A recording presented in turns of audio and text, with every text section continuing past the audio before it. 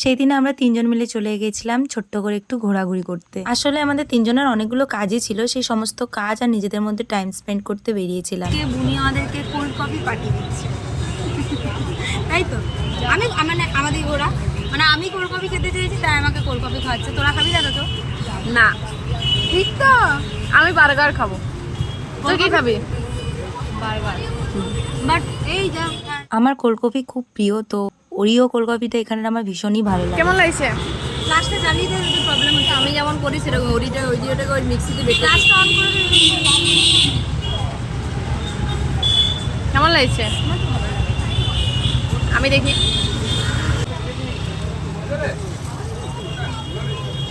ঠিকঠাক, আমার খুব ভালো লাগে। ঠিক আছে, ফেরত দিয়ে দিন। তিতা লাগছে। আমি না তুই কফি তো খাস না। আমার কফি দে। আমার ভালোই লাগে। এখানের কোল্ড কফি খুবই প্রিয় আমার, ভীষণই ভালো করে। যারা কফি খায় তাদের খুবই ভালো লাগবে, একবার ট্রাই করে তোমরা দেখতে পারো। তোমাদের বলেইছিলাম যে আমাদের অনেকগুলো কাজ নিয়ে বেরিয়েছি, তো হাতে টাইম নেই, তো কফি খাওয়া ওইখানে বসে বসে আমাদের একদমই টাইম ছিল না। তো টোটোতে আমি খেতে খেতে যাচ্ছিলাম। আমার বুনু আগেই চলে গেছিল বাজার বুনির ওয়েডিং গিফট কেনার জন্য, আর আমি আর বুনি গেছিলাম একটু ফার্নিচারের দোকানে, সেখানে বুনির কিছু কথা বলার ছিল। দেন আমার আর বুনির কাজটা কমপ্লিট হতে আমরা চলে গেছিলাম বুনু যেখানে ছিল। ওখানে বুনু বেশ কিছু রূপোর পলাবান্ধা চয়েস করে রেখেছিল, তার মধ্যে বুনি একটা বেছে নিয়ে নিল। দেন আমরা চলে গেছিলাম আবার একটু টুকটাক খাওয়া দাওয়া করতে। এখানে ওই আইসক্রিম গুলো আমাদের তিনজনকেই দেখছিল, বাট না, এখন আইসক্রিম খেলে আবার ঠান্ডা লেগে যাবে, তো খাইনি।